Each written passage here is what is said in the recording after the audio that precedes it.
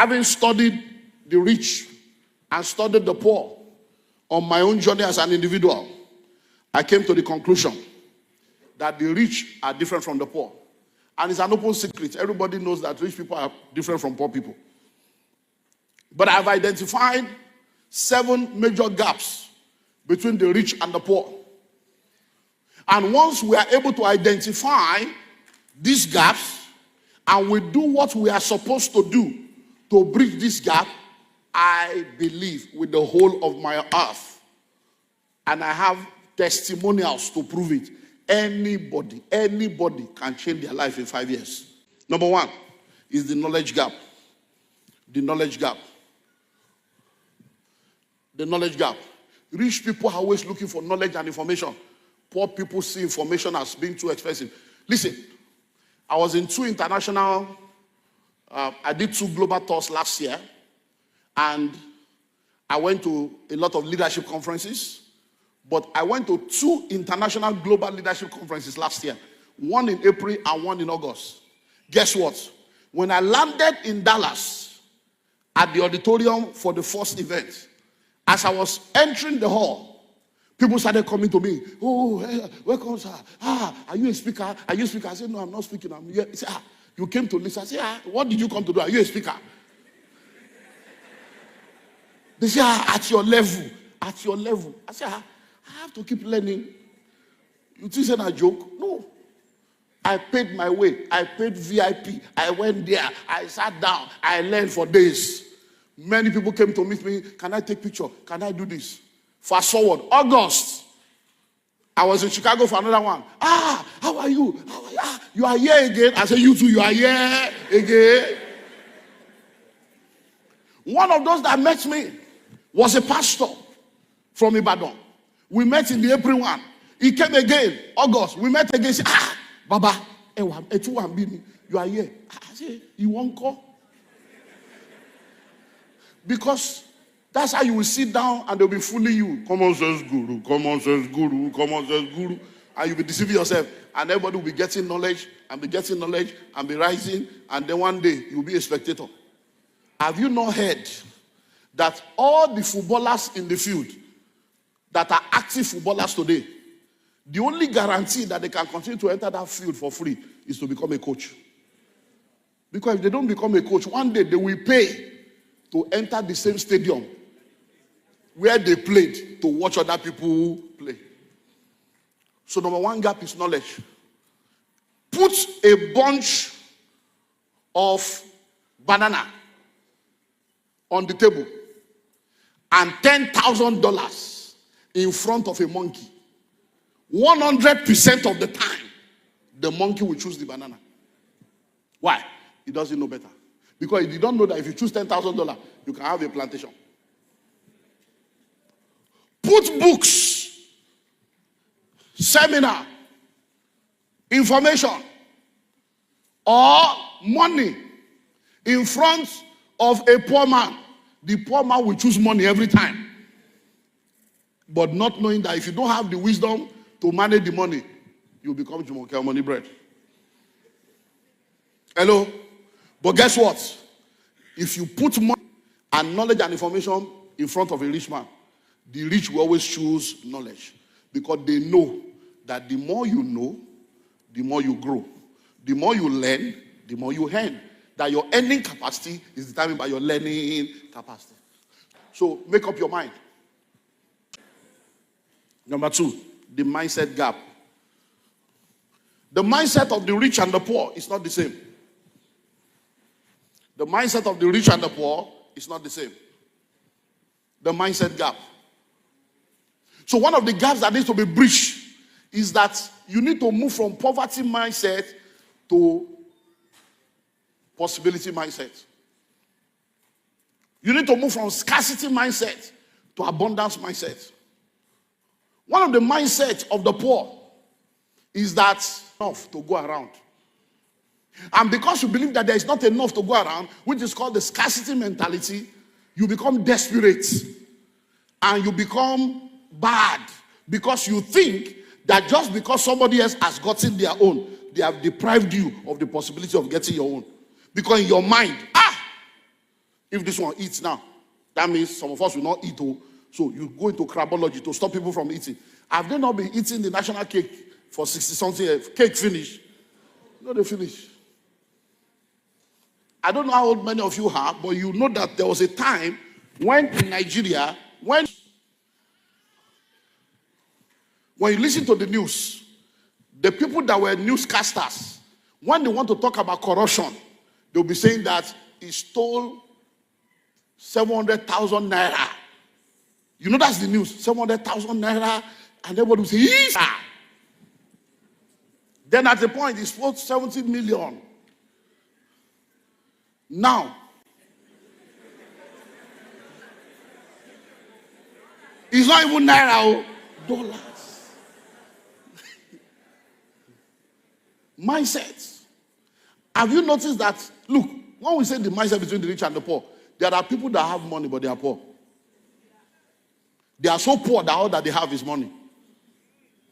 They are so poor that all that they have is money. It is that same scarcity mindset that empowers corruption.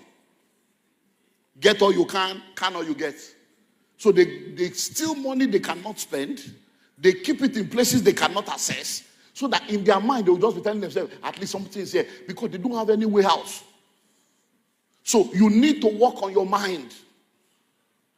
When you think quantity above quality is a poor mindset. Above quality. Instead of you to do something that is quality. And listen to me. I have a friend while growing up in the 90s. And I was a pastor. I've been in ministry now 35 years. In 1992, 93, before this church started. And I was a young pastor. And young people were following me, looking up to me. Then this guy came to me and he said, Pastor, you know you're our pastor, we appreciate you. God is using you mightily. But who shops for you? Where do you shop? I said, what? He said, hey, you know, this is your shirt, this is your shoes. Where do you buy it? Who buys it for? I said, anyone now. Okay. Sometimes we go to railway, you know, Tejo show. Sometimes we go to Aswani. You know that? He said, what of the shoe? I said, he said, how much? I said, this one, I bought this one. I said, I have like 3 like that. So he told me something. He said, sir, if you don't mind, can I take you somewhere? When next you want to buy, let's go to market together. It's not that we're rich people. So it's not as if we're rich people. But the guy told, he said, let me take you somewhere. He said, because of these things you are wearing, if you buy one, just one, this one you say, this money you spend to buy 3, there is one shoe you can buy that will last 5 to 10 years. And when you wear it, people will know that this is shoe. We're all young boys. It's not as if it's one old person. So we went and he took me to the place. Scoosh. The scoosh, meaning scoosh brown. I wore that shoe. The shoe did not expire. I have the one that expired it.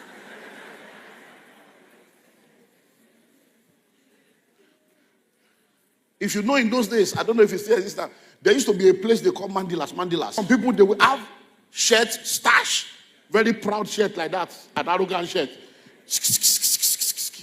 So when we got there, I said, that one fine. I said, no, these are, he said, we are going inside. We now go inside. We saw something, he said, no, these are northern suit, these are cooker. We are going inside. By the time we got to the place, he said, sir, can you see the difference? He said, these are Italian. These are imported. He said, those ones are local, northern suit from Niger.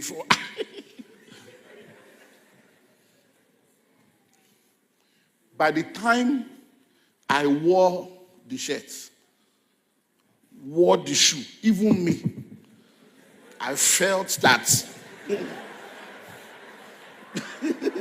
something has changed. Yato. Mindset. Quantity above quality. Selfishness above selflessness is poverty mindset. What's in it for me? So what will I get? What's in it for me? What will I get? Do you know that there are some people that, I don't know if you have ever been in a situation before. And I've been in many situations, but I will use one that has happened on both ways to explain.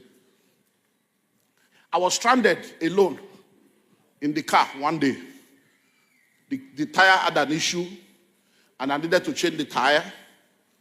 And then by the time I came down, by the time I wanted to bring out the extra, I discovered that the extra itself has deflated. But 2 people were around, just looking at me, that this big man. Then when they saw that I brought the second one, they now came. This tire, we can help you, but what are you going to pay? He put money first. So I was like, what? Pay for what? Can't you just help somebody that is stranded to say, okay, sir, we can help you. There's organizer here. Why was you talk pay? He was on and on and on. I said, look, listen. Listen. I said, I have something that can benefit you more than money. But you don't know, because you don't know what I have. I say, learn to understand this. Every time you meet people, don't put money first. Serve and do the best thing. When you finish, the person may even be a wicked person that will just say thank you without giving you anything. Accept the thank you with joy, because you will get the harvest in this life. But he was insistent on money, and I gave him money. And they did it, but the money I gave him is infinitesimal compared to the money I could have given him. At that point, I could have given him a whole house and nothing will happen. But he reduced himself to that level. Guess what? The same thing happened this time around in a more dangerous place. And I was not alone in the car. 2 of us were in the car.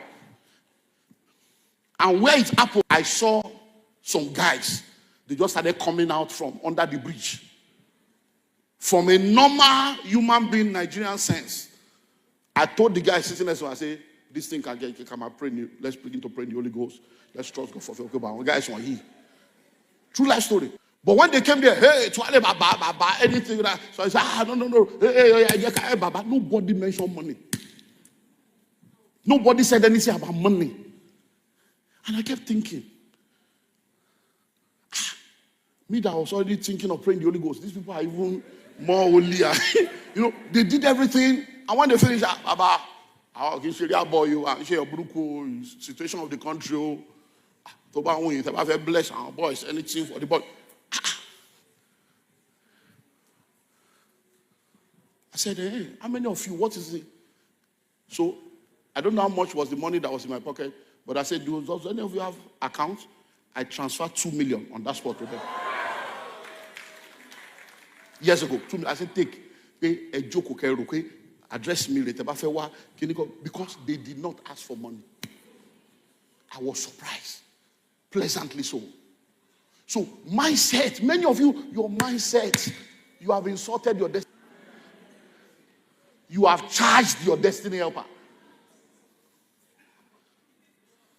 One of the fathers of faith in this nation, one of the testimonies he has is the fact that when they normally go and visit their own spiritual, when they go to this spiritual father, he'll be giving them suits, giving them clothes.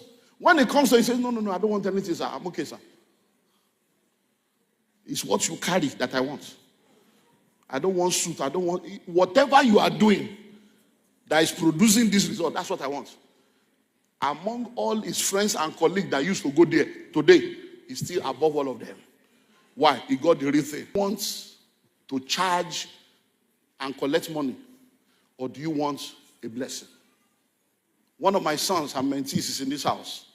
We did an event, and the guy saw it as a business opportunity. Because that's the problem with people. Some people see me as an income. Pastor, businessman, no my year, send invoice. And once you send me an invoice, that means it's a business relationship. I shift, because Pastor Olumide Emmanuel is different from Dr. Olumide Emmanuel. But Dr. Olumide Emmanuel cannot impart grace into your life. He will give you knowledge and information. Only Pastor Olumide Emmanuel can impart grace. So the very minute you go into invoice, the spirit will shift. The educated doctor, PhD, will show up. And we'll be talking discussion, we'll talking voice. Spirit might drop, prophetic might drop. Even if I'm supposed to see something, I won't see. Because the prophetic is business. Hello? So this guy was to work with our office for the first time. And he came, we sat down in my office, and they brought invoice and brought everything. So I looked at everything, and he was charging 1.8 million. Now listen, I'm a businessman, I understand. So I looked at it, I said, 1.8, that's what you want to collect for all the things you are going to do?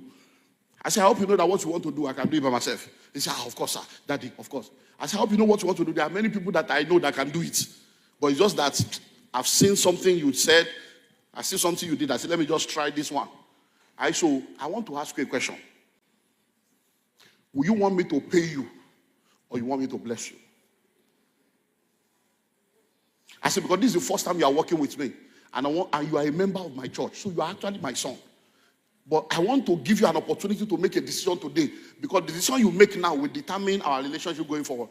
I will just put you in the list of contractors, and anytime you say, they will just be dealing with, no, Daddy, I don't want anything, bless me. As I'm speaking to you right now, that young man called me last year, and this was a relationship of less than 2 years. He's in this church. He said, I just want to thank you. Because the very minute he said that, I said, no problem. I didn't pray for him. It's not that we have to pray. No. And all I did was I stood before my people in the community, billionaires, and I said, how many of you love this thing? This is the guy that did it. And he did not charge me. That's the end. He has been extra busy. He has not recovered. But somebody else has charged me money. Daddy, let me recommend my album. Your album. Even if I recommend it, it won't work. Because the spirit that will propel it. Mindset. Number 3, the habit gap. Many of you have the habit of speaking against people that are great. You can never become what you speak against. You are just envious and jealous of rich people. All these rich people. Every time you say all these rich people, that means you are saying you are not one of us. We rich people. Say, we the masses. Why must you be the masses? Hello? Why must you be the masses? So habits. There are habits that rich people have that make them to be rich. There are habits that poor people have that make them to be poor. Savings. Rich people, they will keep saving. It's an habit. Rich people keep investing. It's an habit. Poor people, me, I don't have money to save. Even to chop. Investment, no investment don't chop finish. Now they buy land.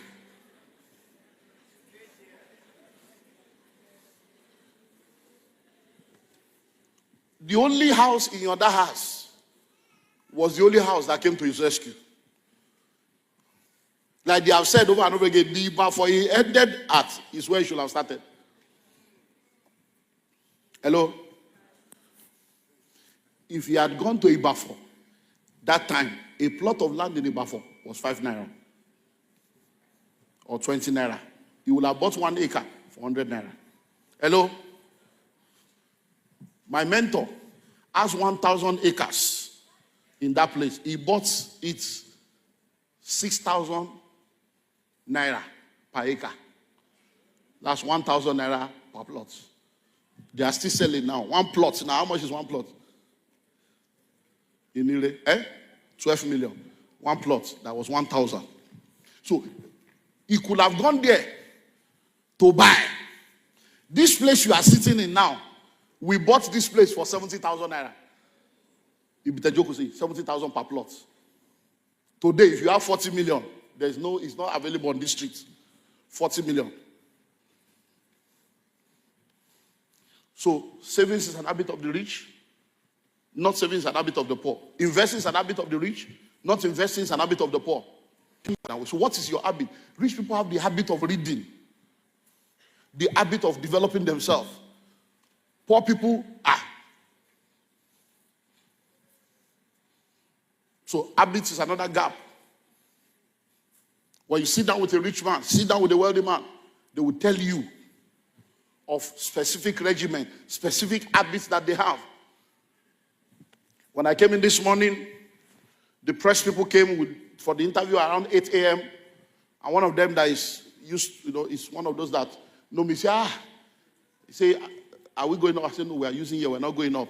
Say, I can see you look tired. I say, I've been awake since 3 a.m. I've been awake since 3 a.m. And we are here, maybe it's like 3, 4, different things. So when you see a poor man, they will sleep, a little slumber. So you sleep for 8 hours. How far? Your 8 hours sleep. How far? Do you know if you sleep for 8 hours, you have slept for 1/3 of the day? So by the time you are 30 years old, you have slept for 10 years. No, put it in perspective. You have slept for what? 10 years. Or do me one day a year of soon. And you are wondering why people are making it. They were making it when you were asleep. Hello? Habit of the poor. Look, everybody on social media is not there to socialize. Some people are on social media to do business. So you may see them on Facebook like you. You think that they are playing there. No, they are making money. They are doing what? They are making money. So one of the habits of poor people is they waste their time on irrelevant things. Go to social media, you are the one that know who broke whose person's heart, who did they serve breakfast, who did BB hair, who is charging somebody, who is billing somebody, who is, you are all the bad news. That's what you know. But that same social media, there are courses that are free. Hello? Courses free. YouTube channel, education, everything that you can go there and you can come out with PhD. But once you just have 200 naira airtime, you're online insulting everybody that can change your life. Hello? So that's the habit that we need to work on. That habit is very important. What are you doing with your time? Because poor people, I don't know, they just have this funny way of behavior. And it is not going to help you. Because of time, let me move on. The next one is the association gap. Association gap. Show me your friends. Show me your friends. And I will show you the kind of person that you are. Show me your friends. And I will show you the kind of person that you are. Who are your friends? Who do you relate with? Look, you have heard this said over and over again. If you move with 5 rich people, you will be the 6th one. It's not a joke. It's reality. There's something about association. When you are moving with people that are going somewhere, you will go somewhere. But when you are moving with people that are always insulting everybody, all this landlord, useless landlord, how can you increase the whole day? You will never be a landlord. Because you won't want to be a useless man that you are calling the other person. If 4 of you are moving together, and 1 year, one of you come and say, guys, I'm getting married. Say, hey, you're getting married, I want to settle down. And before you know it, he settles down. All of you wear suits to join him to marry. By the 2nd year, the wife is pregnant. Before you know it, he's a father. You begin to tell yourself, before you know it, 2nd year, the next person, me too, I need to settle down. If you look at that relationship within 5 years, everybody will be married. But when you are moving, people get marriage, na scar, adulthood, na scar, school, na scar, government, na scar, pastors, na scar. That's the people you are moving with. You are scamming yourself.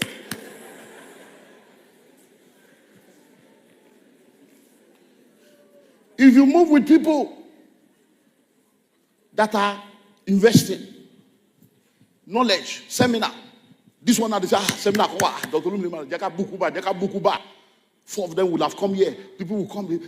If you are moving those kinds, you just, this thing, let's put money together. Who are your friends? You have been moving with poor people for 6 years. All of you are poor. Is it not time for you to think that this 125, you need to change friends? Hey, I don't want them to say I'm arrogant. Okay, sit down there and be holy. Association gap. Who are your friends? Who do you associate with? Sometimes you intentionally join people that are better than you so that you will never be satisfied with where you are.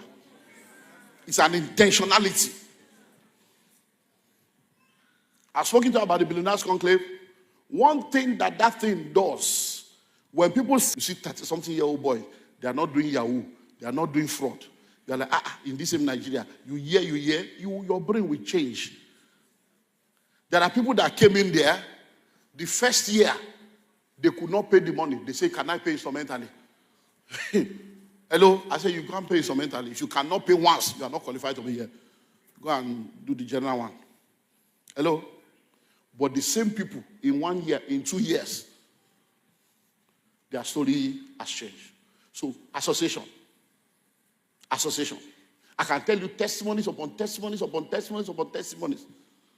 Sitting in the room with some people shifts things. Next is opportunity gap. Life is all about opportunity. The word poor is an acronym for passing over opportunities repeatedly. So one thing about rich people is that every opportunity they see, they explore. Poor people, are we sure? Are we sure?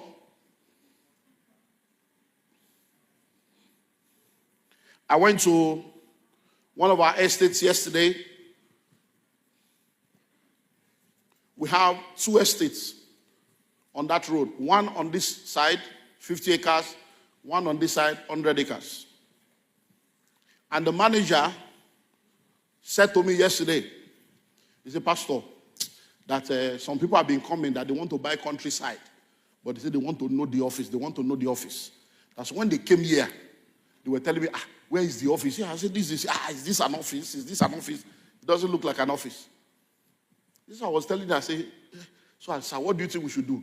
So I told him, I said, listen. I said, the people that came, they are not bad people. Because in this country, they don't do people.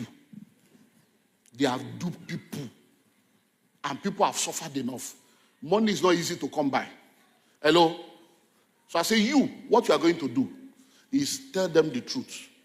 This is this, COVID, we did this, we did that. I say, but carry all the documents of these 2 estates. The CFO, the government approved layouts, everything. I say, carry it, have it available. I say, when they come, tell them, Shebi is Olumide Emmanuel you listen to. See the CFO of this estate.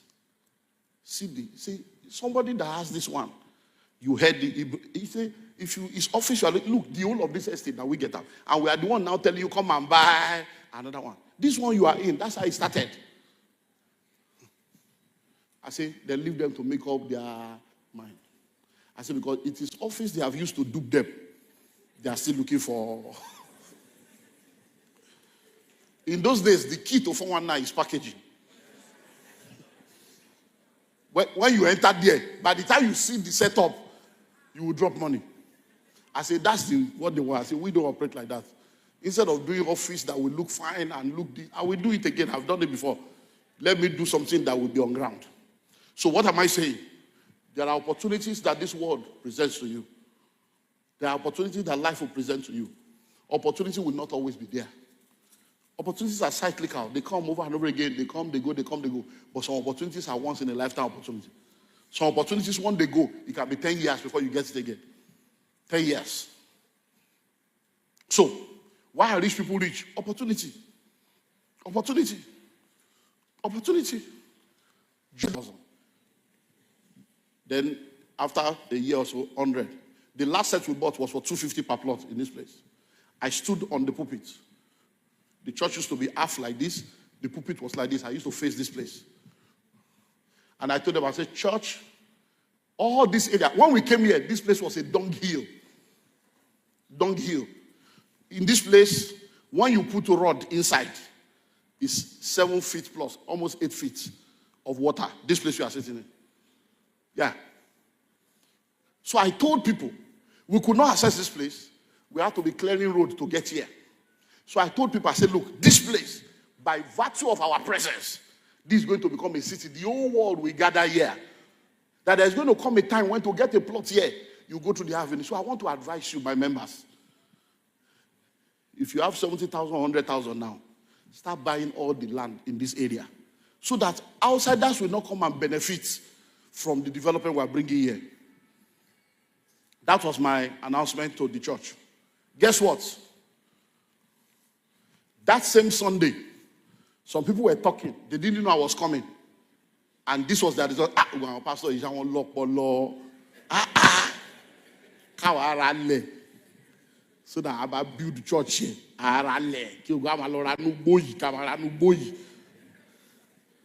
They were insulting me in their mind. They said, these pastors, they have brains. They don't bring us inside bush now. They tell all of us, we'll buy bush so that we'll help and develop in church. I'm standing before you right now, maybe 25 years later. I am not aware, I stand to be corrected, of any member of this church that has a land on this road or house. Not one. Not one. On this road. I'm not aware. It's possible that they are. I'm not aware. Do we have anybody here that is landlord on this street? That is a member of this that bought? No. The people that are here that are on this street, they join later. But me, guess what? I bought. How much did I buy? I didn't have money. Even me, I was the pastor. I didn't have 70,000 to buy. But later, when I had money, I bought at 500,000 per plot. Hello? And I'm building on it, on the same road. So listen to me. You can hear the message. It is what you practice that works for you. So, opportunities are here again today. Take advantage of it. Technological gap. Technological gap. Look, technology has changed the game. Whatever you are doing right now, if you don't add technology to it, you're about to expire. With AI, with the fourth, fifth industrial revolution, things have changed in our world. Technology. So anything you are doing now, begin to think of how to automate it, how to add technology to it. That is very, very important. Because one of the things that rich people do is they use technology to enhance productivity. They use technology to enhance effectiveness and proficiency. They use technology to automate their income. My office in Atlanta sent me a report last week. And in the report, I saw Amazon, deposits from Amazon into the accounts of my books being sold online. So I called them and said, let this thing continue to flow like this. So I'm just in Nigeria. Amazon console. I'm telling you, technology.